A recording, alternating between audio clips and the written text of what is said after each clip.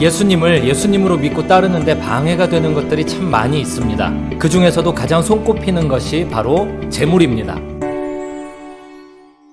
돈 문제는 얼마나 믿음에 방해가 되는지 예수님은 재물과 하나님을 겸하여 섬길 수 없다며 만몬에 대한 지적을 하셨고, 또 좋은 씨앗 비유에서는 가시떨기에 뿌리웠다는 것은 말씀을 들으나 세상의 염려와 재리의 유혹의 말씀이 막혀 결실치 못하는 자요, 우리들의 심령에 천국 복음이 심겨져도 재물 때문에 이 천국 복음이 자라나지 못한다라는 것이지요. 흔히 예수님을 따르는데 재물이 방해가 된다라고 하면 가난한 사람은 방해를 안 받고 부자들만 방해를 받는구나 라고 오해하기 쉽습니다. 재물은 조금 더 입체적인 모습을 가지고 있습니다. 예수님 대신 돈을 선택하는 데는 적어도 3가지 옵션이 있습니다. 많은 재물을 섬기는 것, 재물이 없는 빈 자리, 가난을 섬기는 것, 그리고 또 하나는 이도저도 하지 않는 것. 하나씩 살펴보겠습니다. 먼저 많은 재물을 섬기는 것은 가장 이해하기 쉬운 영역입니다. 눈에 뻔히 보이니까요. 대표적으로 마태복음 19장에서 부자 청년 같은 케이스가 그랬죠. 강한 자부심과 자기 의의를 가지고 예수님 따라보려고 했으나 예수님이 재물 문제를 이야기했을 때 그것까지 뛰어넘어 예수님을 따를 수는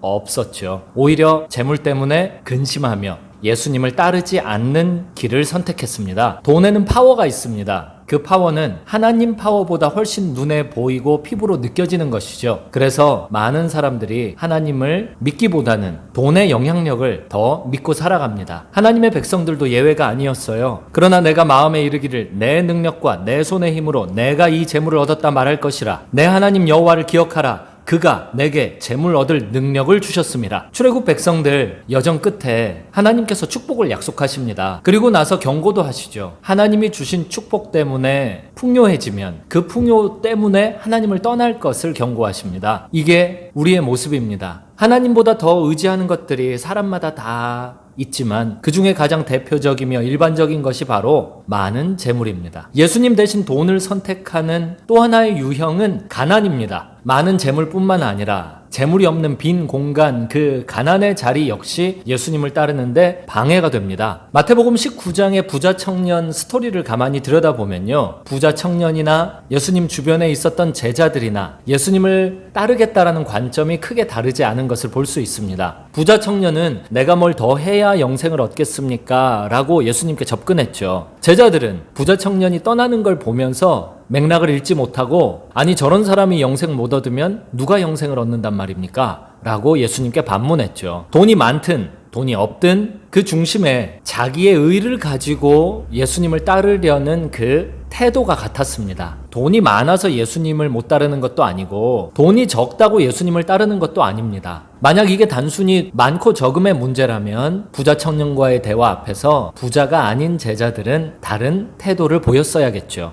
그러면 이런 생각이 들어요. 가난 때문에 예수님을 못 따른다고 내가? 아니야, 나는 가난해. 나는 의지할 재물 자체가 없다고. 그래서 예수님을 잘 따르는데 재물 문제는 없다고. 다시 말씀드리지만 재물 문제는 입체적입니다. 이렇게 예를 들어 볼게요. 명예욕을 가지고 있는 2종류의 사람이 있습니다. 한 종류는 그 명예욕을 자기가 추구하려고 열심히 삽니다. 또 한편에서는요, 그 명예욕을 내가 아무리 노력해도 달성할 수 없을 것만 같으니까 똑같이 명예욕을 추구하지만 그 방법을 달리 가는 사람들이 있습니다. 이 사람들은 이미 어느 정도 수준의 명예를 가지고 있는 사람들에게 무조건적으로 복종하지요. 재물의 문제도 그렇습니다. 하나님께 나아갈 때 보이지 않는 하나님의 파워를 믿고 의지하는 것보다 눈에 당장 보이는 재물의 파워를 더 믿고 의지하는 데에는 다양한 방법이 있는 것입니다. 그중 가장 대표적인 것이 첫 번째 말씀드렸던 많은 재물 그 자체를 쫓는 것이고, 또 다른 모양은 나한테 재물이 없는 그 빈 자리, 결핍의 자리 자체를 예수님보다 더 크게 바라보는 것입니다. 결핍도 예수님을 따르는데 방해를 끼치는 하나의 파워입니다.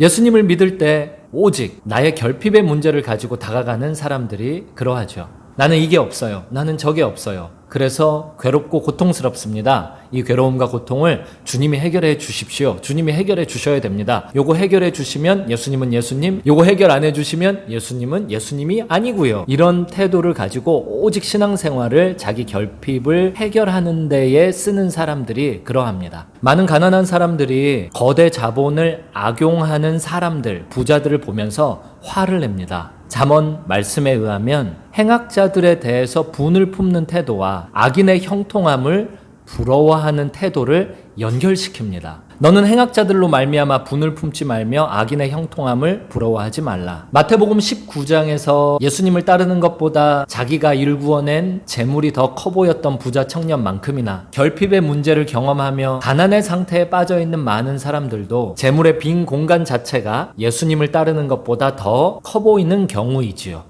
예수님 대신 재물을 선택하는 또 하나의 유형은요, 이도저도 하지 않는 겁니다. 이건 한마디로 내 소명에 대해서 인식하지도 않고 그냥 게으르게 살아가는 유형입니다. 마태복음 25장에 보면은 청지기 비유가 나옵니다. 흔히 달란트 비유라고도 하지요. 이야기에서 등장하는 한 주인이 3명의 종에게 각각 달란트를 나눠줍니다. 한 종에게는 5달란트, 또 다른 종에겐 2달란트, 마지막 종에게 1달란트를 주고 갔습니다. 이 당시 달란트는 황금을 측정할 때 주로 쓰는 킬로그램 같은 무게의 단위였죠. 1달란트는 황금 약 34kg 정도를 이야기해요. 오늘날 금시세로 해도 어마어마하죠. 27억에서 30억 사이쯤 할걸요. 황금을 달란트 단위로 잴 수 있는 사람, 이 당시에 그런 사람을 이야기하려면 아마도 왕이었을 겁니다. 왕에게는 이 5달란트, 2달란트, 1달란트보다 훨씬 많은 재물이 있었겠죠. 처음 2종은 이것을 가지고 이윤을 남겼어요. 근데 마지막 종은 파묻었죠.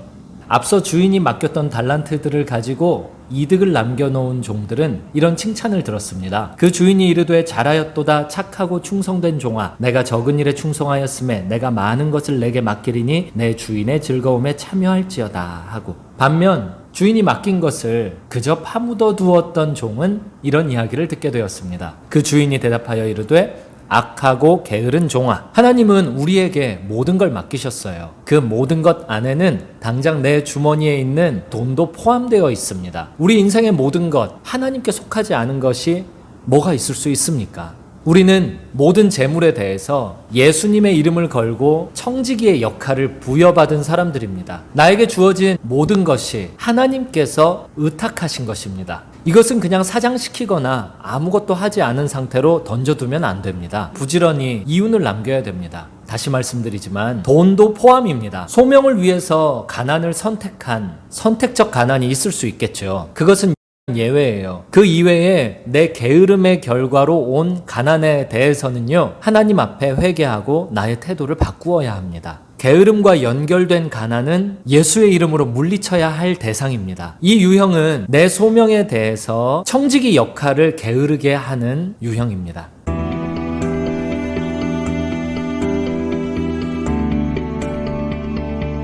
참 우리는 어쩔 수 없는 것 같아요. 이래도 예수님 떠날 이유를 찾고 저래도 예수님 떠날 이유를 찾죠. 돈이 많아도 적어도 어중간해도 그냥 예수님 떠나는 이유로 그것을 삼아버리기 쉽죠. 우리가 어떤 상황에 있든 부의 영역에서 어느 위치에 가 있든 상관없습니다. 오늘도 기도와 말씀의 자리로 함께 가십시다.